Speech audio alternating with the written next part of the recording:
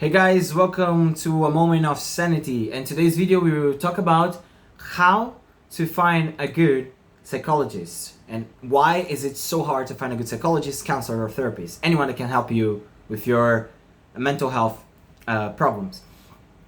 Why is it so hard? First of all, I'm sorry that I'm filming at daytime, I'm sorry, this is my house, but because I'm a person that strongly believes that the most important thing is the content, not the environment. Of course, the environment has an impact, but I really didn't have the time. I don't have the time to do the video at nighttime. So because I'm having my master's degree, because my brother sometimes is here and there's noise, he wants to sleep and etc. So please, this is my house, and I'm doing my video from here. So why is it that hard for us to find a good psychologist? First of all, like I like to do in any video, we need to map a little bit the circumstances that we live in. We live in a society that we are in I believe is the downfall of a society for many reasons, but I don't want to stand that much. But one of the symptoms of our society is that we live in institutional crisis. Oh, Daniel, how do you know that we live in institutional crisis? Guys, when I say institutional crisis, don't be skeptical. I'm not telling you to don't go to the doctor anymore, don't do this, don't do that. I'm just giving a diagnose. You get what I mean? The thing is, what is an institutional crisis? It is when we go to our institutions and we feel like we cannot trust in them anymore. We feel like they are betraying us in some sense. We go to the doctor and he doesn't give satisfying answers. And in order to go to a doctor that gives satisfying answers, we need to do a huge effort and sometimes spend tons of money to have a basic information sometimes, and maybe also about education, like going to school. Who never had this sensation of after graduating, you don't feel prepared to educate people. You don't feel prepared to be in a school, to be a counselor, to be a psychologist, to be a lawyer, to be anything, to act in the field. Who never had that sensation that you have a lack of experience in life in general or in the market, or you don't know how to sell your product and all this stuff? You got what I mean? It's because our institutions, they're far from perfect. And not just far from perfect. Most of the people that are inside, most of the time, they care more about looking like a teacher, looking like a psychologist, looking like a doctor, looking like a lawyer, and showing off how they are great and their knowledge, than actually to educate the people. This is one of the phenomena that happen. Is a lack of love towards the person that is needing the knowledge. Is a lack of love. One of the basic things about working and about ethics in work, in a workplace in general, is caring about the person that will have the outcome. Because when someone pays you, it's an exchange of resources, and the transaction needs to be fair. And if you are caring about like showing off and showing how smart you are, how much knowledge you are, or even sometimes not even the knowledge that you are, but just some title that you have, you're this man. If you're, I hate that. The worst version of that is when he is in church, because the thing is, it shouldn't be the place that you do that. If people do that in the workplace, I would say it's understandable because maybe they are nihilists and they are taking it seriously, nihilism seriously. Like, man, doing good and evil, it doesn't really matter. What matters is for me, to be happy and etc. So if I need to lie a little bit here to get around or something like that, it's not a problem. What matters, is me to be happy. So some people has this mindset, but when it's done in church, and church is included in this institutional crisis, the Catholic Church is included too. That's why I think that Pope Leo XIV has a huge problem in his hand, per se. But you see this kind of phenomenon. You go to church, try to seek help, spiritual help, and sometimes you come out worse than when you enter. You get scandalized by the priest.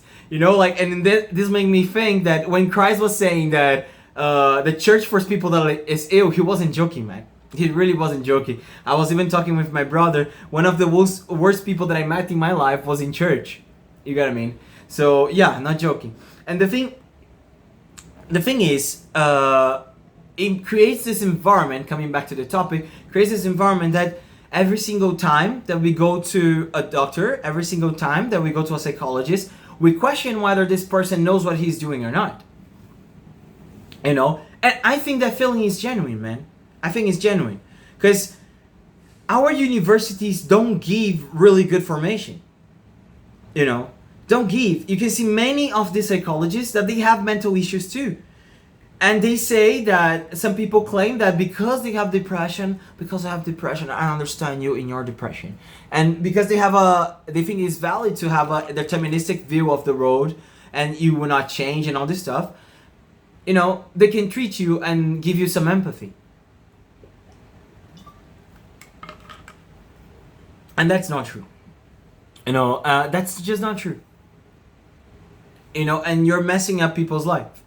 You know, because you don't know how to solve the problem, you know, and you're trying to solve the problem of other people. That's the worst thing that you can do ever, you know. Yeah, especially if you're stuck. If you improve in any sense, you can give some advice, but if you're stuck in that part, like in deep depression, man, please don't give advice, you know. And that's the thing though, like we live in this institutional crisis that people try to more look like they are. They seek more to look like than actually being. People want to look like a doctor than actually being a doctor. People want to look like a psychologist than being a psychologist. People want to look like a teacher, and more than being a real teacher. People want to look like a priest more than actually being a priest and having all the responsibilities that being a priest have. And you can say like, Daniel, that's not true, man. Like, I went to different psychologists and they have genuine intention. Yes, I see a bunch of people that has genuine intention and I'm seeing this phenomenon too. But the problem is that these people don't have the means to achieve a good formation. You know, and every single, and I will enter in this in a moment, you know, these people usually went through a university and they didn't have a good formation because their teachers were corrupt in this sense, or their teachers didn't have good formation. They weren't genuine. They weren't authentic. They weren't coherent or congruent, you know, in their thought. And that's a huge problem that we live. I do see many people with good intention and trying to improve the world and trying to do something, but they don't have the means. You know, so sometimes admitting that you cannot solve the problem is also a big part. You know, to not harm people in the therapy and etc. You know, and this comes with a huge problem of our society, right? And especially in the field of psychology, because one of the characteristics of our society, I would say, that is a lay society that doesn't have a specific religion. It has the plurality of beliefs. Is that you disagree in the core principles. You know, and principles are not rules. Principles are highly flexible. You know, I can agree in the principles with another Catholic, but I can be totally different than him. You know, that's what makes in the Catholic Church saints different from one another. You know, we have someone from St. Ignatius of Loyola that's more soldier-wise and responsibility and etc. And you have someone like Saint Teresa of the Little Jesus. You know, that someone really sweet and etc., full of love, you know. And you have these different people and they have, you know, same principles but apply in a different way, respecting their individuality. You know, and in psychology we have this mess. You have Carl Jung talking that everything is psychological, and you have B.F. Skinner saying that psyche doesn't exist. You got what I mean? And because of that, because we believe that doesn't matter what you think, it's okay to think the way that you are. We live in kind of like a relativist society. It creates a bunch of problems because if you are outside of reality, it will harm you. You know, like calling a glass of poison juice will not change the fact that it's poison. You got what I mean? So we need to learn how to live life correctly. And a psychologist's worldview will highly influence someone that is being on his treatment. Doesn't matter if he's a counselor, doesn't matter if he's a therapist or psychologist, you know. And even though these 3 levels, or life coach, whatever, these four different rules, in the end of the day, let's be honest, they are the same in practice, you know. Oh no, but clinical psychologists, he can give diagnosis and etc. My friend, sometimes you go to counselors and they solve the problem. My girlfriend, in specific, she went through a bunch of counselors, she went through a bunch of psychologists, and none of them could solve her problem. You know, this division that they make in a field that doesn't agree even in its object. So let me give you an example. In history, I can disagree with you about the past, but I know that I'm studying about the past. You get what I mean? In psychology, we don't agree what is psyche. So you're making this division like, oh, we have here the clinical psychologist, we have the therapist, and we have the counselor in a field that you don't even agree in the object. It is insane. Insane. In a field that you have different visions of human beings, it is insane. Some psychologists think that we are developed monkeys, you know what I mean? And some psychologists think that we have soul, you know, and that makes a huge difference, man. Some psychologists believe that life is determined, and some not, you know? Some think that we have free will, and some think that we don't have. You get what I mean? So, the first thing that you need to look like, and you need to see, doesn't matter what is your problem in your life. Now, doesn't matter. The most important thing, doesn't matter if you have religion, doesn't matter. The most important thing is to seek truth and to be honest with yourself and to make the decision to yourself, I will solve my problem or I will die trying to solve my problem. I had my problems too, man, you know, and to some extent I still have them, but in a way less worse way. You know, I healed them considerably. You know, but of course, it's still in a path of healing. We are always improving. I would say that from my problem, I heal it in 75%, 80% per se. You got what I mean? But the thing that made me really get out of that hole that I was, you know, was making the decision that I accepted this problem, but I'm not content to have it, and I will do whatever is in my power to get out of it, or I will die trying. Because in life there is nothing that makes more sense than this. You get what I mean? I would die trying. You know, and I can tell you, if there is a God that exists, if you're an atheist and etc., God is looking to your suffering. God is looking to your suffering and your effort. You get what I mean? To leave this problem that you have. Even though all those priests tell you, the first thing that those priests see in you is not that your struggle, is not your pain, they see your sin. You get what I mean? Exactly the opposite of what Jesus was doing. I'm not holding a relativist position in Catholicism. Actually, the opposite. If you go to read the Catechism, you will see that the first chapter is not about morals. It's not about morals. It is about the truths of faith. It's about the love of our Lord towards us. And it's insane. The first thing that you do is to look to the morals of the people. You look to their sins and tell them their sins in their face. It is insane. Insane. The first thing that you need to do is to love them. How many atheists are more religious than people that are in the Catholic Church?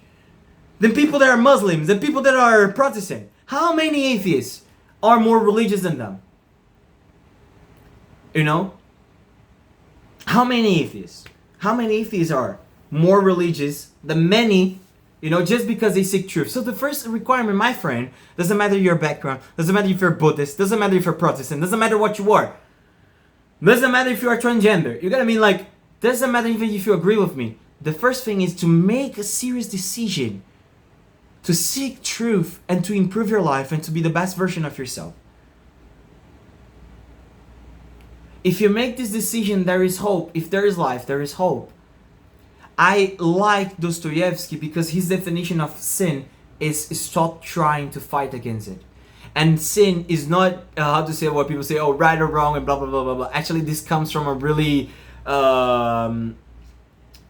Protestant morals, from Immanuel Kant. Like the church has a really more Aristotelian view. The thing is, sin is aiming on the wrong goal. You get what I mean? It's a mistake. It's aiming on the wrong direction. In the end of the day, what every single human being wants is to live their lives in the fullness of happiness. And if I am in the Catholic Church, it's because I believe the truth is there. And that's it. And there is no other reason. You got what I mean? There is no other reason to be in church. If I don't believe that life makes sense there, and it's better in some senses there, And that's the thing, my friend. First make this decision. Why? Because this decision will be the shield against bad psychologists and bad people that has bad intentions or that cannot really help you, Because this exercise of honesty, inner honesty with yourself and trying to figure out the problem is what will help you to discern which psychologist is honest or not. Because you will know by your experience what it is to be an honest person. You got what I mean? And you will see in my experience, because I believe in God, how God will help you. Because He helped me. And I believe that God helps people that, seeks truth. And there is tons of examples in the Bible and tons of examples, in the life of the saints and etc. So seek truth, because seeking truth is seeking God. And the thing is, okay, Daniel, so you kind of solved the problem, you didn't solve the problem, and etc. A second thing that you could do is try to see people, like I was saying, that first solve the problem, or if they didn't solve the problem, they are more advanced in you on solving the problem. So the person doesn't need to be a black belt. But just by the fact that he is a yellow belt or a red belt makes him better than you in the journey. You got what I mean? I don't consider myself a black belt in my problems. I don't consider, being honest with you. I'm not a black belt. So don't put me in a pedestal and etc. I'm far from being a black belt. I'm trying to be, but I'm far from it. I would say that I'm a yellow belt, or considering the martial arts and etc. Maybe, I don't know, brown belt, considering level 2. You're from level 0, like maybe level 2, I would say. I don't know. And the thing is, try to seek people like that they pass this confidence to you that they have been in the journey. If the person start to to go around, be a little bit sly, just want your money, don't listen to them. And try to see people also, another good trait would be see people also that are doing this for vocation. And you will notice that on the way that they do their work, that is for love, because they understand the problem, they understand that people are suffering, they understand the problem in our modern society, that people suffer so much. And that they are comprehensive with you as a consequence. That they have patience with you. That they how can say, they don't keep criticizing you to put you down, but they give you critiques in order to make you grow, or try to propose stuff to you, and that they don't want to hold a control on you, but to make you walk by your own steps. Is really important. And don't be afraid, have courage. This is the best advice that I can tell you. So look, psychology is a mess. People don't agree even in the concept of psyche.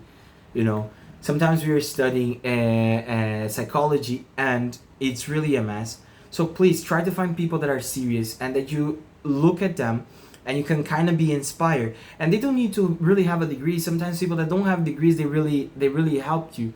They can help you and etc. And of course, if you're in an extreme situation, try to find someone that can fix that.